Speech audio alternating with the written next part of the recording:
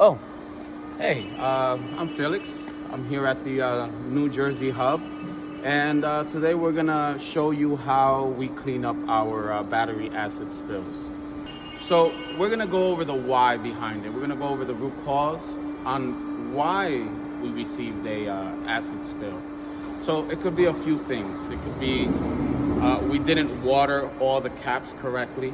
If you only fill up one cap, what happens is that it boils, and it's like it overheats, it explodes, you get battery acid all over the floor. The other one is, but maybe we put too much water in the battery.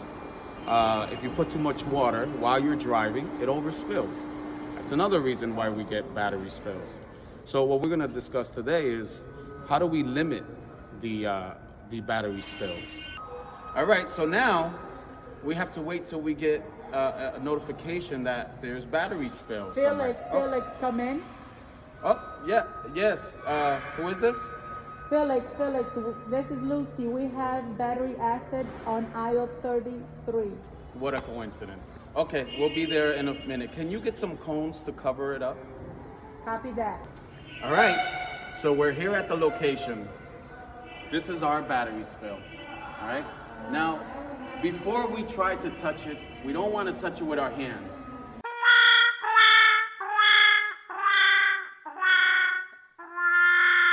We don't want to try to use napkin to dry it up, right? We don't want our skin to be any close to what this is, battery acid, all right? First thing that I'm gonna do is I'm gonna put on the correct attire to protect myself as an employee here at Metropolitan. Come with me.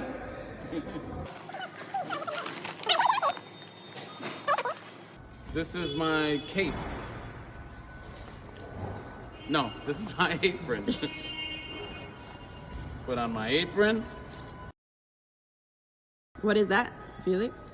These are rubber gloves Why is that important? because it keeps your skin safe.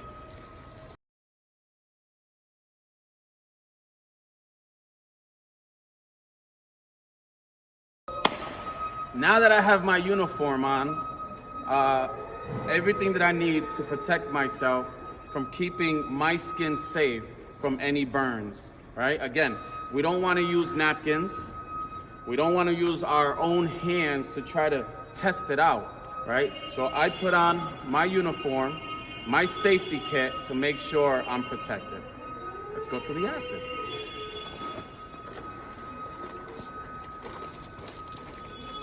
So, now that we've discovered the area, first thing we're gonna do is we're gonna build a wall.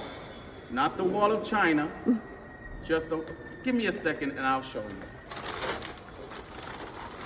Now that we have our absorber, our goal is to build a wall like I said.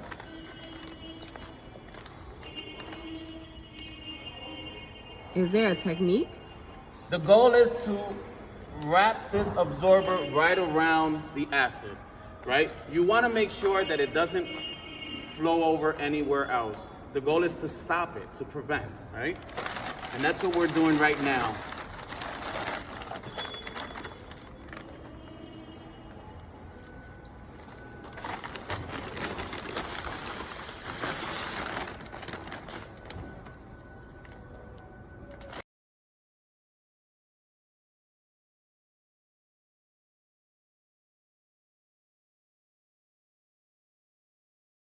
Look, Mom, I built the wall, right? So now that we built the wall, what's the next step?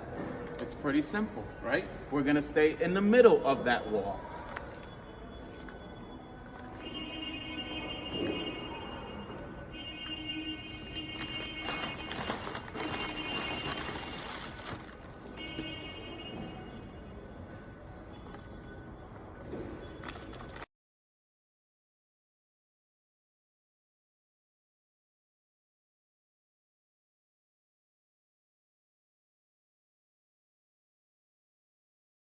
Now, depending on the absorber, you're gonna have certain types.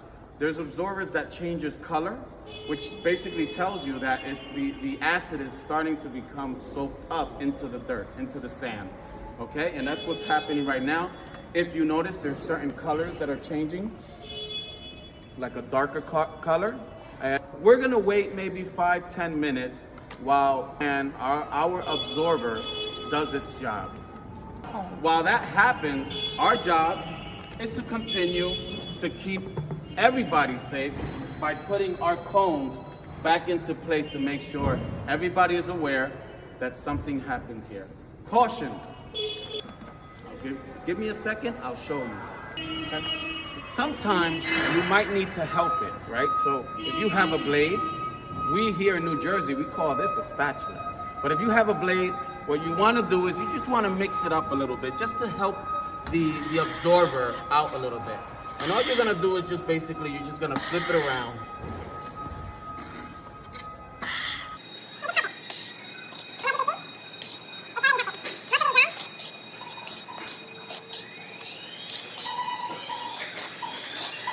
And there you have it. It's dry now. What's the next step? Sweet home Alabama. Now that we know that it's dry, what are we gonna do next? Well, we're gonna move out the cones. Because here in New Jersey, we love our hubs clean. So the next thing we're gonna do is we're gonna just sweep up, nice and neat. Sometimes it's good to have a partner in this.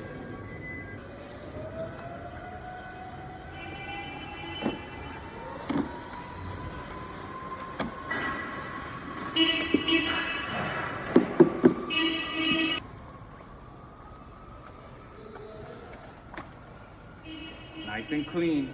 All right. Well, what's the next step? I'll show you. We have our battery acid spill bag. So here we go. Right in here.